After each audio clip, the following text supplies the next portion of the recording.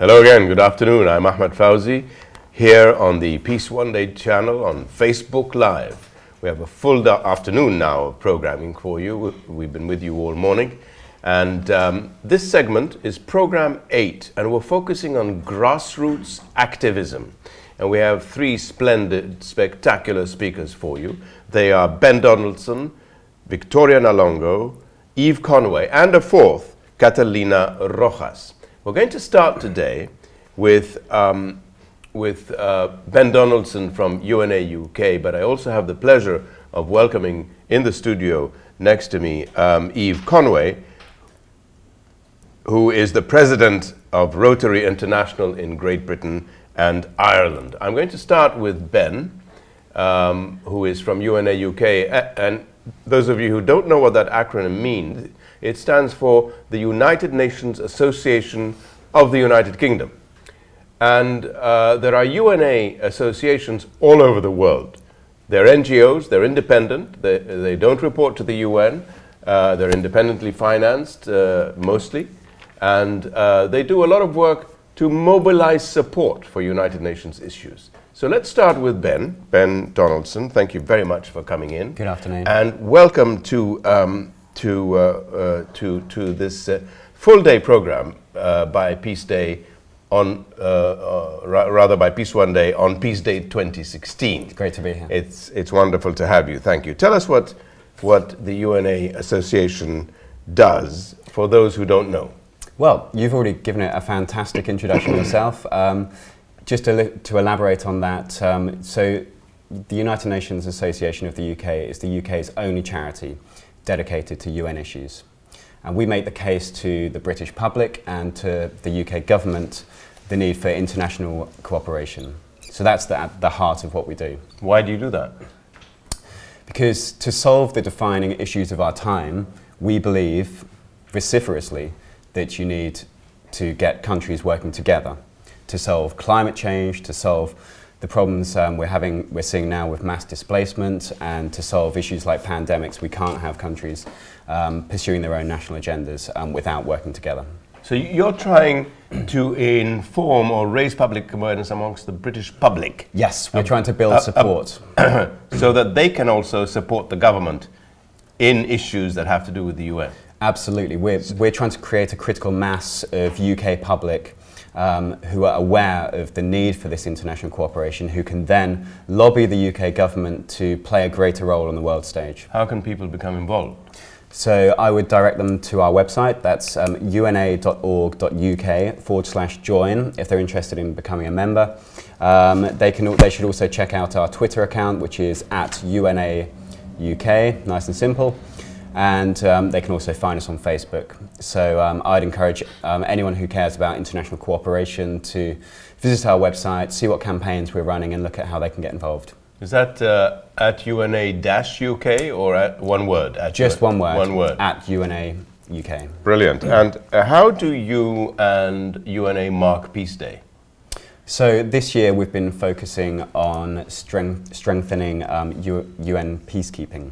So we're looking at ways that the UK can contribute more to peacekeeping operations.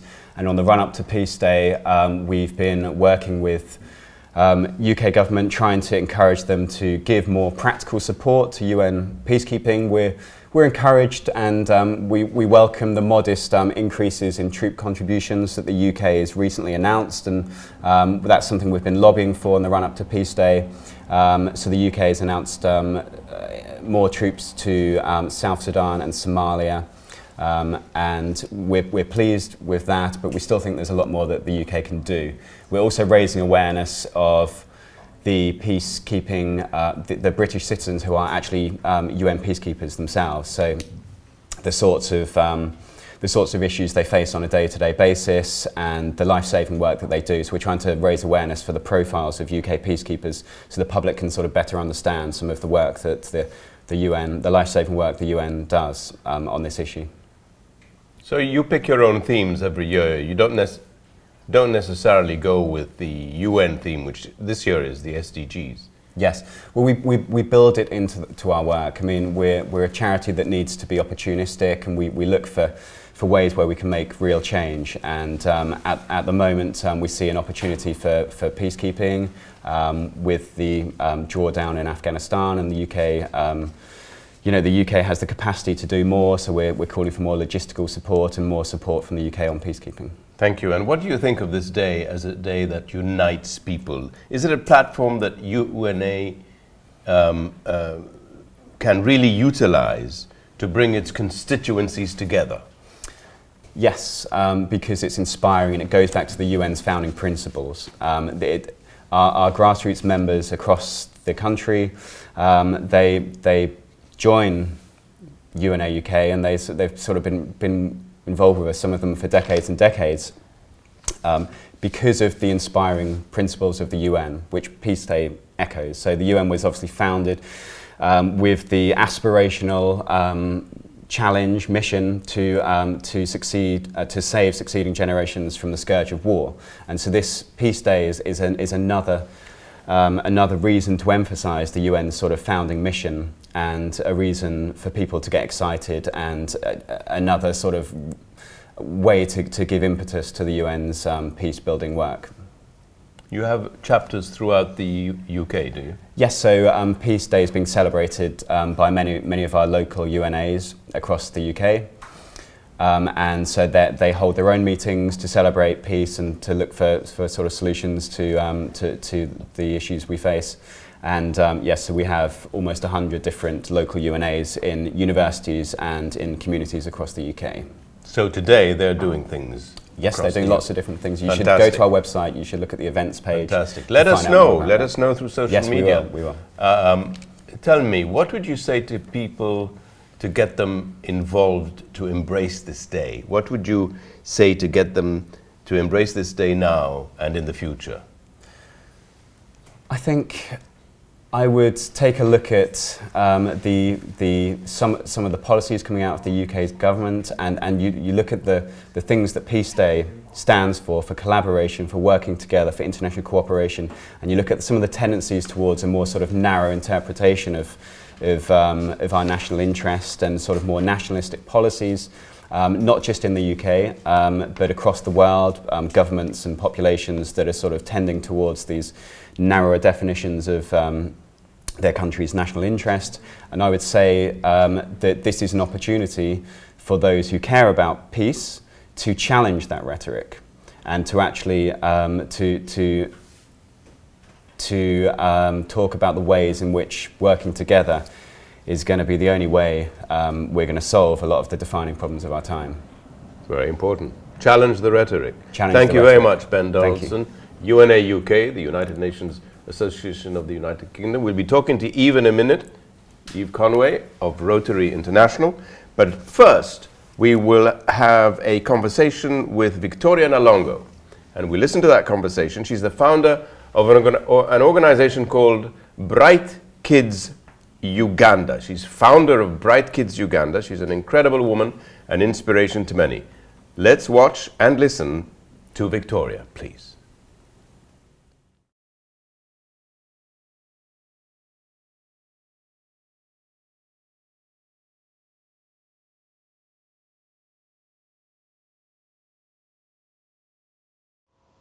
Yeah, my name is Victoria Nalongo, and I'm a CC, and I'm a Ugandan.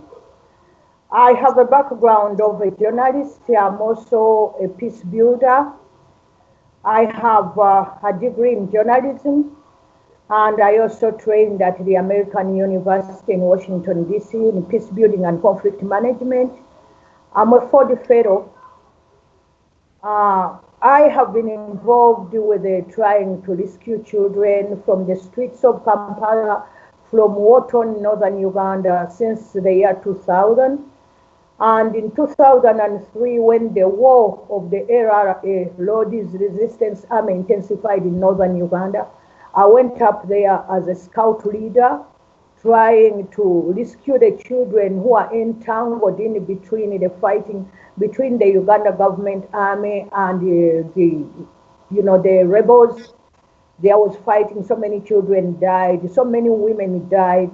And because of scouting, we thought we could go into the IDPCs. The IDPCs are the internally displaced people's camps, to try and rescue children who are dying in there, to try and help dress the children's wound, to help give out any aid we can. And from that time onwards, I never stopped going to northern Uganda, and there are quite a number of kids I rescued from there who are near death, like Ronald Abong.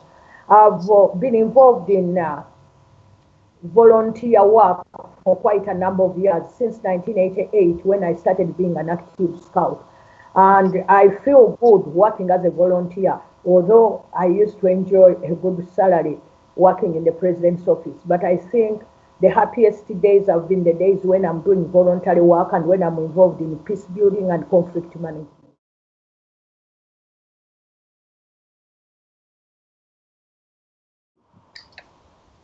Yeah, in 1999, towards the end of 1999, I was a member of the Africa Scout Committee, and we had a meeting in Geneva, meeting as the leaders of World Scouting, and we set out strategic priorities for ensuring the growth of Scouting. And during that time, I was put on strategic priority number 2, which was responsible for reaching out with Scouting to the vulnerable children, especially those who are not in schools. Because when Scouting first came to Africa, when the British brought Scouting, especially in Uganda, they concentrated Scouting in schools, which meant that the children who had no opportunity to go to school could not get the Scouting skills that those kids in school are getting. And ironically, to tell you, Lisa, the skills we give out in Scouting are like vocational skills. These are skills which would benefit more the poor children who have no opportunity to go to school. So after Geneva, when I came back to Uganda, I took on the task of spreading Scouting beyond the schools. And I started with the streets of Kampala. And that's where I met my first group of bright kids. Because I found so many kids on the streets, I used to go every afternoon, share with them whatever I have, and then invite them to join Scouting. So one day, when I was telling them that I would take them to our campsite, but I wanted them to be invested in Scouting first, one of the kids asked me how they would join Scouting. And I told them, you have to learn the Scout Promise and you have to learn the Scout Law. So I recited the Scout Promise to them and the Scout Law. Then one girl puts up her hand and says, "Anti-Scout, I'm not going to become a Scout." I said, "But why? You had already agreed." She said, "But you said the Scout Law says you have to be trustworthy." I can never be trustworthy on the street. I have to steal every day what I will eat or what I will put on. And that was the beginning of my children's home. Because I asked those kids, how many were interested in getting off the street? And they all put up their hands. But it took me time to start the children's home. It took me about 3 months trying to find the money from friends to buy bedding, to find a room in my house. I had to organize my boys' quarter and all that. And on April 7th, 2000, I started with 10 girls and 3 babies, because 3 girls had babies. That is 13. I started with 13 kids. And from then onwards, Scouting helped me at the beginning for about 3 years. But then as it went growing and growing, it became too big for Scouting. It became too big for me in 2003. I had to write to my boss in the president's office and ask for voluntary retirement. And I left my job because I needed time to concentrate on looking after these kids and looking for funding.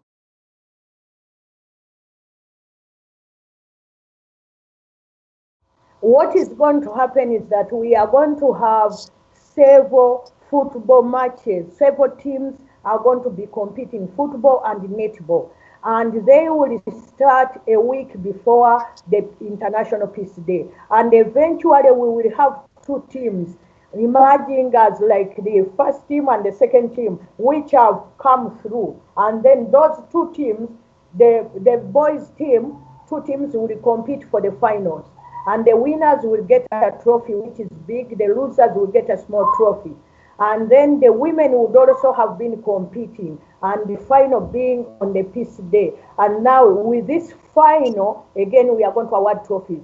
Afterwards, in the evening, that's when we'll be showing this film. But one important thing which is going to happen is that my boys and girls from northern Uganda, who are going to be there for a week, before the start of every game, they will be talking about the importance of peace. And ironically, although they come from this part of the country, they are going to be speaking to those people through a translator. Can you imagine? Because of the war which was there, they cannot communicate to their brothers and sisters in their language. They can only speak English, and somebody else will be translating. And that's what I think will deliver the message to these people, that everybody has to play a part in ensuring that there is peace wherever we are in this world.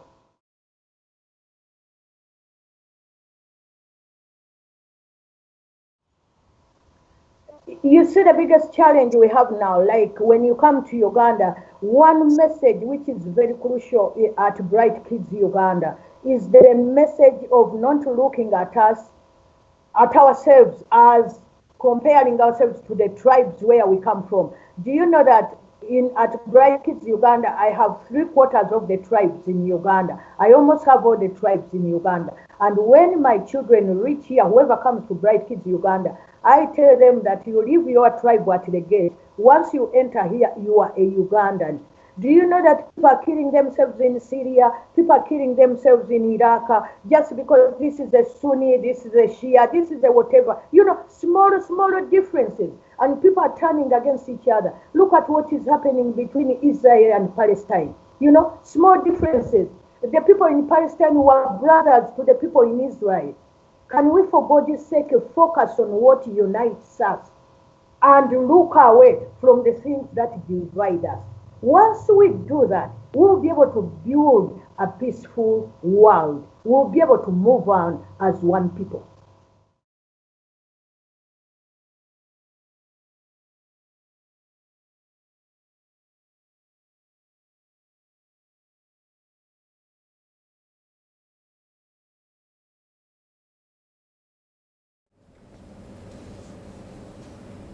What an inspiring woman. Thank you, Victoria. Great interview. Incredible to hear you.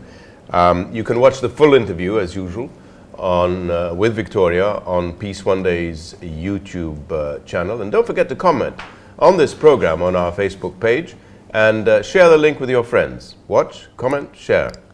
I'm very pleased now to introduce, once again, Eve Conway. Hello Eve again. Conway. Hello, Eve, President of Rotary International in Great Britain and Ireland. What a pleasure to have you here. I'm delighted. Thank you to for be coming here. down. Did you travel far? No, just from the other side of London, so not too far today. Well, right. That's great to have you here and welcome. Can you tell us how Rotary International has marked Peace Day in the past?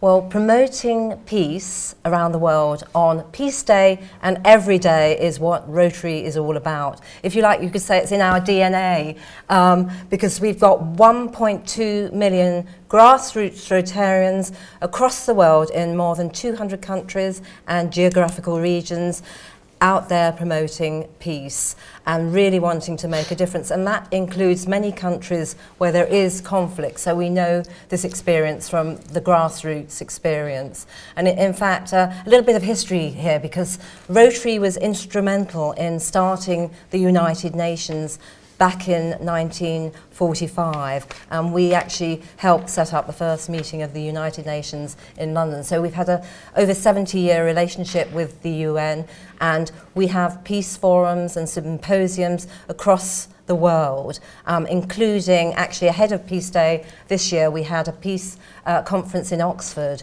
where we brought together various experts on peace and conflict to talk about what the solutions were, and that's a very tricky question, as we all know. Well, it's great to have peace in your DNA, Eve. Tell us more about what you do at Rotary. Well, at Rotary, looking at the peace side of what we do and focusing on that for a moment, when we saw that the regional and local conflicts were increasing around the world, we decided that we had to do something about this. So we started Rotary Peace Centres around the world. So we have 6 Rotary Peace Centres at 7 prominent universities around the world, including Bradford University here in the UK.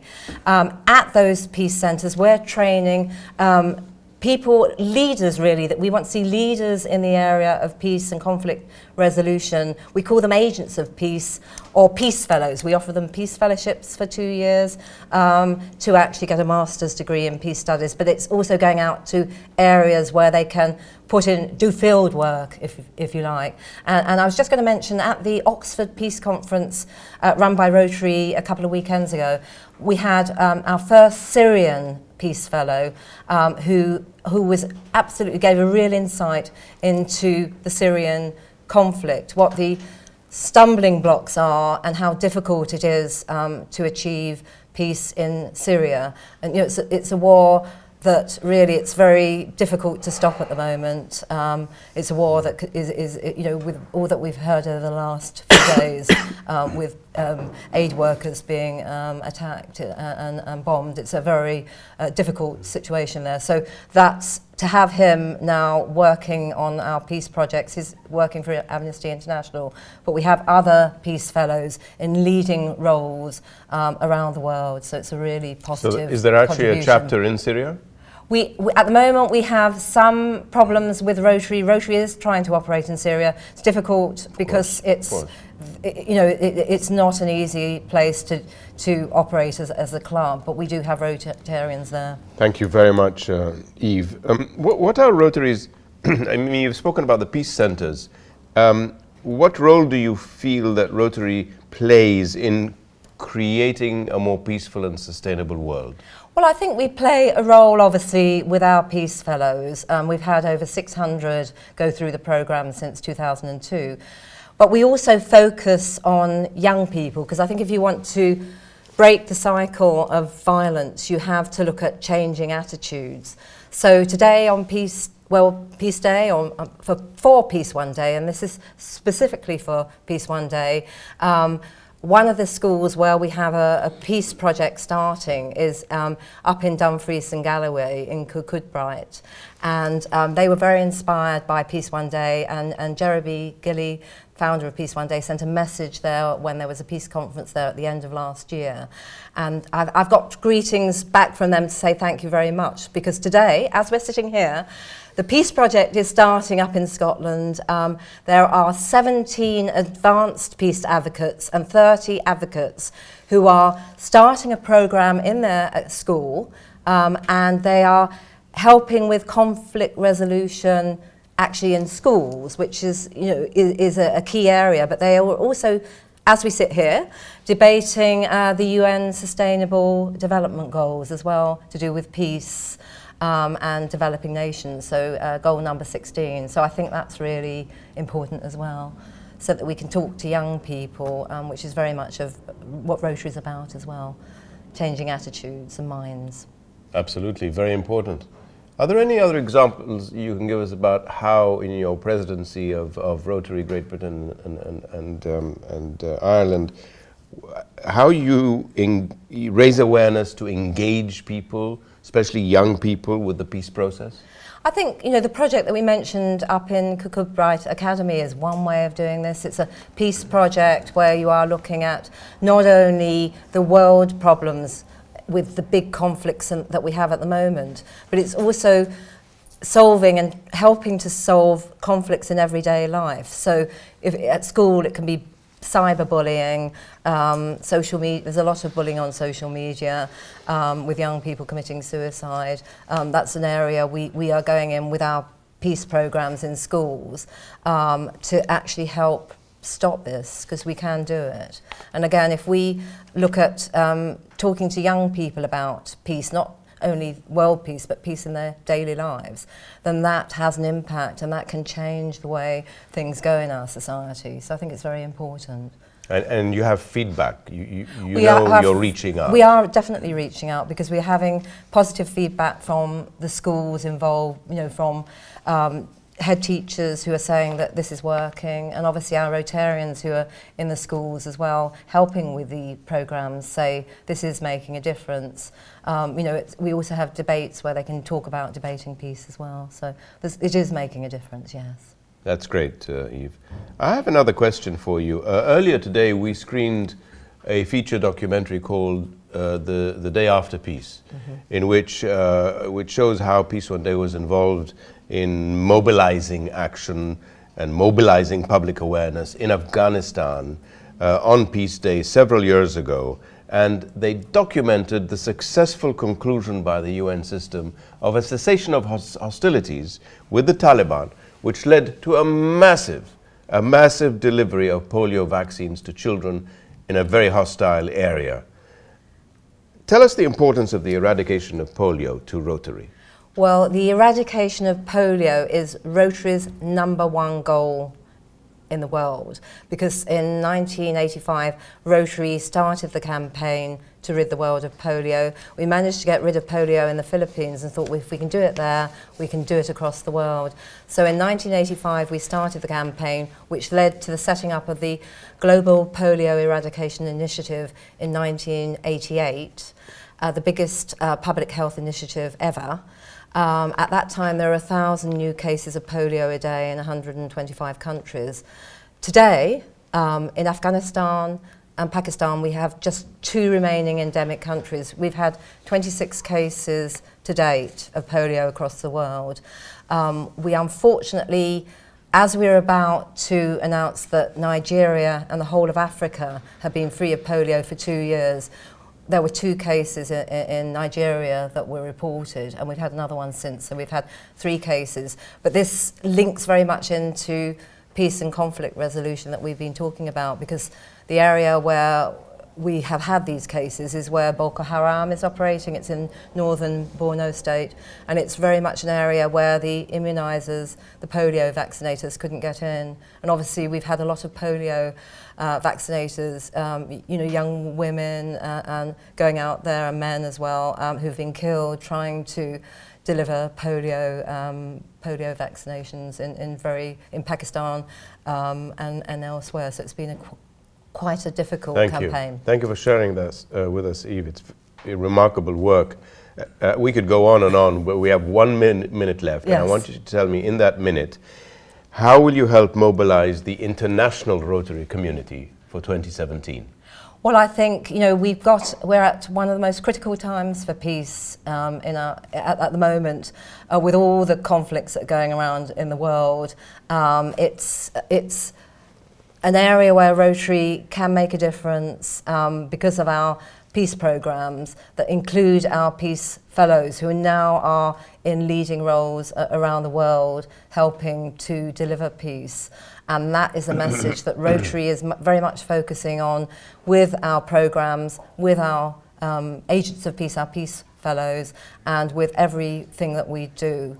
You know, the key word is we must bring peace to our world. It's absolutely critical. It is indeed. We see the state of the world today. You're doing great work. Thank you. Are you working with this? I think I've been talking to you, haven't I, just now? So great stuff. More talking a bit later. Thank you very, very much. Thanks to you, Eve, and to Donald. We're going to move on.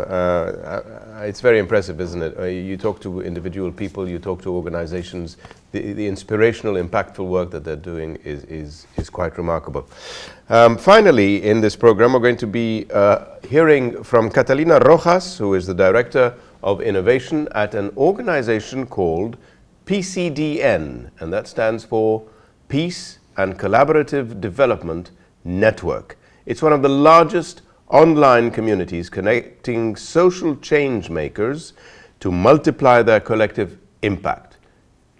And if you're wondering what I mean, watch and listen.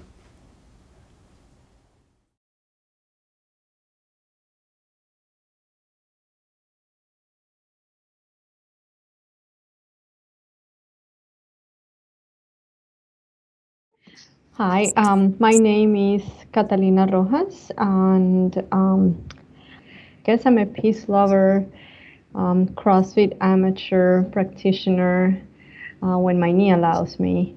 a healthy food obsessed person, also a mom of a 5-year-old.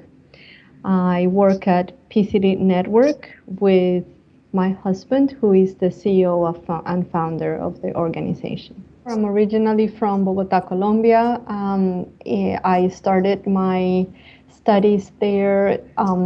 I did political science as a bachelor's.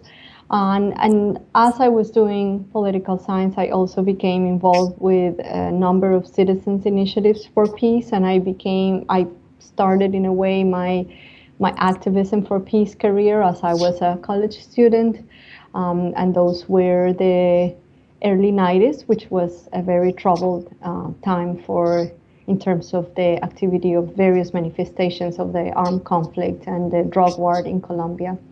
And in the late 90s, where things were actually pretty critical in terms of the spread of insurgency and also the degradation of the armed conflict. I got a scholarship to do a master's in peace and development in Spain, in a wonderful university, Jaume I in Valencia, Spain, where I obtained a lot of support from the local and also national government of Spain to complete my master's. And that's where I initiated sort of like what became one of my specialties, which is studying the intersection of gender and peace building, something that was not planned but became later one of my my research interest and my areas where I consulted with various organizations.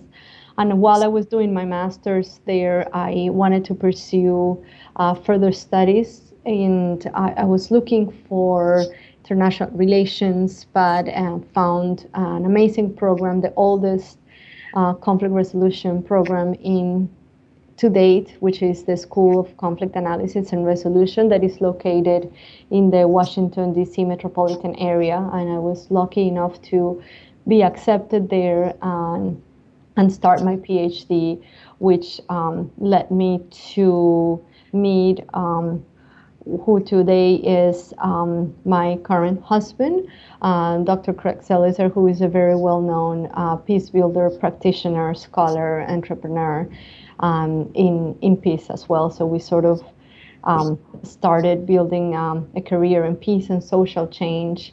And then later I continue my own work on gender and women's activism, but later we both again professionally met in the form of strengthening and building our social enterprise for peace called Peace and Collaborative Development Network, where I am the director of innovation.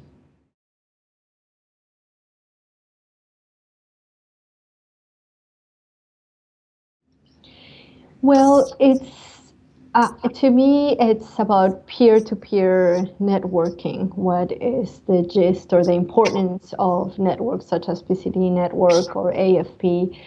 And it goes hand in hand with what Peace One Day, some of the foundations of Peace One Day, which is like who is really the main agent in creating peace in this world. So is it organizations, is it NGOs, is it governments, or is it people? And like Peace One Day, the answer is individuals.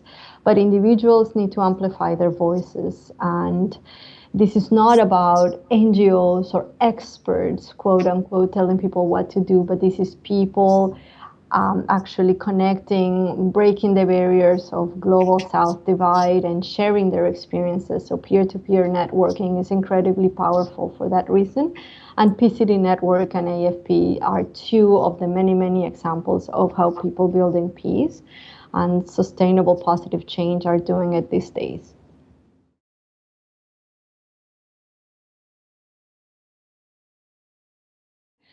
To me, what you do, it's a perfect intersection of something that could seem very daunting and very impossible. And sometimes it's like, how am I going to bring about peace in the whole world? I'm just one person.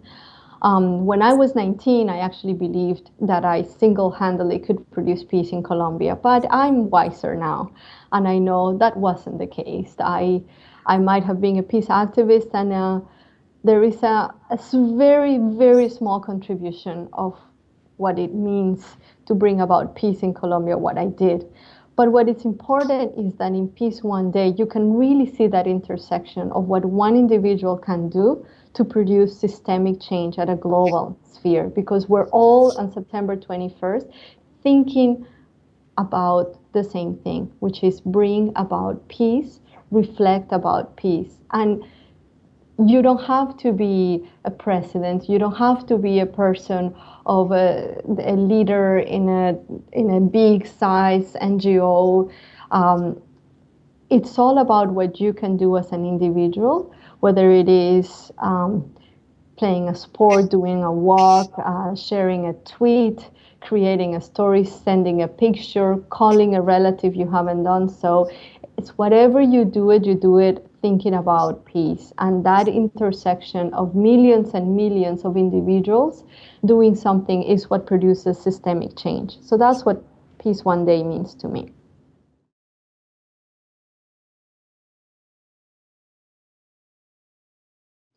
Well, activities like what you're doing with Peace One Day, knowing that peace is no longer viewed as the tree hugger hippie, sandal wearing, incense smelling activity of three people that no one really cares about, but that this is a movement where unites women, men, children, the elderly all over the world. It's no longer European or US, but it's a worldwide event that occurs in Africa, in South America, in Asia, everywhere.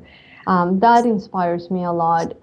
But also, to be honest, that's sort of like what inspires me at a macro level. But my daily life, I try to live my life according to my values to maximize peace or harmony or gratefulness in my life. So it's trying to connect with purpose, trying to eat healthy, trying to stay active.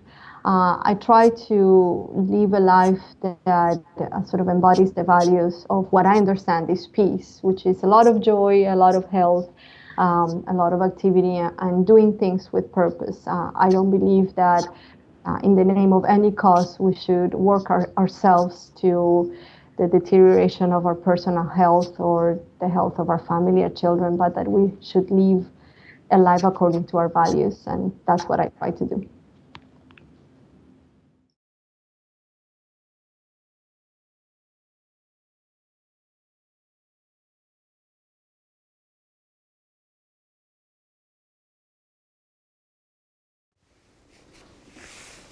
Wasn't that interesting? Thank you very, very much, Catalina Rojas.